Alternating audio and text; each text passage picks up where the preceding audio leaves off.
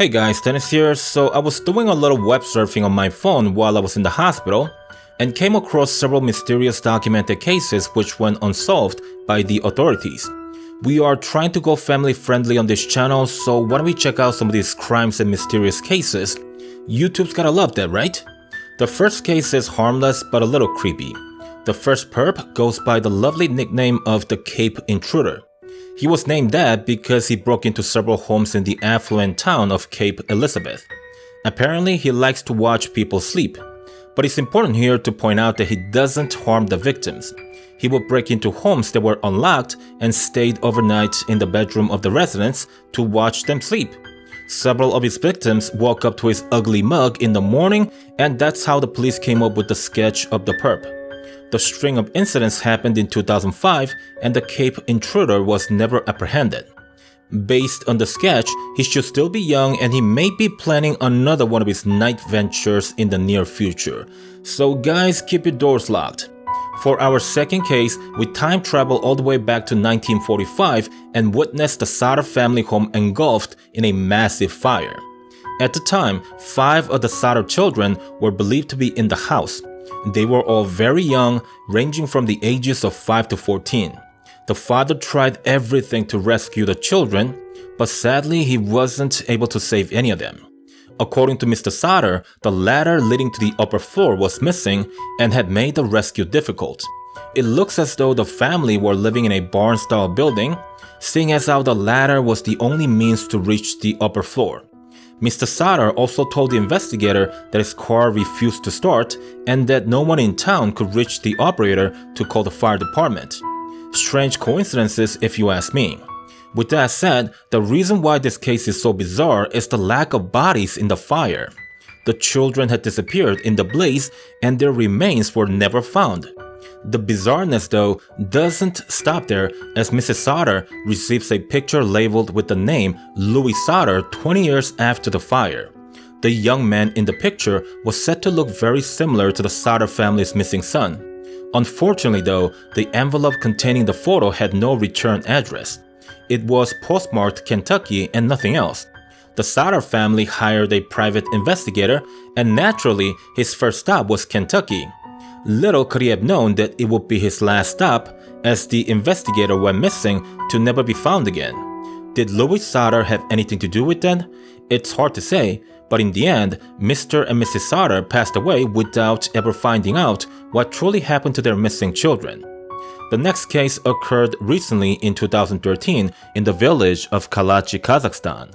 This is a case of a strange sleeping sickness which affected 140 people in a town of merely 810 residents. People will fall asleep suddenly even while walking or doing other activities. Some individuals had this happen to them more than half a dozen times. Most people had reported memory loss, headache, and weakness after waking up. Some of the more grave cases involved people having nightmarish hallucinations. A cat was also reported to have become aggressive, attacking the walls, furniture, and a dog. The sleep duration lasted anywhere from hours to several days, in some instances lasting for up to 6 days at a time. The sleeping illness affected everyone. The young and old, male and female, even the pets were affected. It did not discriminate. The prime suspect for the illness was the nearby uranium mines that were closed after the fall of Soviet Union. Indeed, the government of Kazakhstan made an official announcement that the illness was caused by heightened levels of carbon monoxide and hydrocarbons in the air. They stated that even though the mines had been closed many years ago, a concentration of carbon monoxide does happen from time to time. This was supposed to be the end of the mystery, but the problem being, many mine experts disagree with the official report. The fact is, carbon monoxide is lighter than air. Thus, upon escaping the mine, it wouldn't hug the ground, but instead disperse upward. It just doesn't have the properties to allow it to travel any significant distance at low altitude. Additional dispute for the official report arose when Kazakhstan's own health ministry reported that people who have fallen ill tested negative for carbon monoxide poisoning. In the end, the Kazakh government is sticking with their official statement, and most importantly, they began relocating the villagers to safer locations in 2015. So I think we can assume they've all been situated in safer locations by now. The next case is about a disappearance of a commercial airliner. In 2003, a Boeing 727 was scheduled to be refurbished. A pilot/aircraft mechanic, Ben Padilla, was in charge of the operation, and it went smoothly as scheduled. The refurbished aircraft was taxied onto a runway for a regular engine test. It didn't have authorization to take off, obviously. Only it did, and it flew toward the Atlantic Ocean. Mr. Padilla was the only person on board, and it's important to mention here that a Boeing 727 requires a crew of at least 3 to pilot.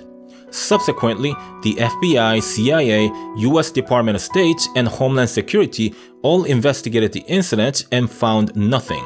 Mr. Padilla, along with the aircraft, were never seen again, and the case still remains a mystery today. For our last story, we have to rewind the clock all the way back to July 8, 1894, where a young woman named Eleanor Markham is pronounced dead by Dr. Howard, the family physician. Eleanor was only 22 at the time, and the incident report does not mention any illness causing her death. She died in the middle of summer, and thus the weather was hot. It was suggested that she be buried expeditiously, and her family said goodbye to her on July 10. Eleanor's body was being transported to the graveyard when the hearse was stopped after a noise was heard coming from the coffin. The lid was opened, and what they found was a conscious Miss Markham. According to the incident report, Eleanor stated, "You are burying me alive," to which Dr. Howard responded, "Hush, child, you are alright. It is a mistake easily rectified." Oh, this guy really pisses me off. In any event, Miss Markham fainted shortly thereafter, but she recovered sometime later after being administered with some type of stimulant. When it was all said and done, Eleanor revealed that she was conscious throughout the whole ordeal, meaning she was fully conscious when she was pronounced dead, as well as during the preparation of her funeral and while she was being transported to the graveyard. This is what she had to say about the horrific experience. "I was conscious all the time you were making preparations to bury me, and the horror of my situation is altogether beyond description. I prayed to God for strength, and making another attempt succeeded in tapping on the lid of the coffin. At first, I fancied the bearers would not hear me, but when I felt one end of the coffin falling suddenly, I knew that I'd been heard." Luckily, Miss Markham managed to save herself, but it does make you wonder just how many people may have been buried alive in the olden days when medical technology was nowhere near as sophisticated as is today. In fact, I believe we hear stories like this even today. It's rare, very rare, but they still do happen. But this is where I'm going to wrap things up. I hope you guys have enjoyed it. I'll see you on the next one. Goodbye for now.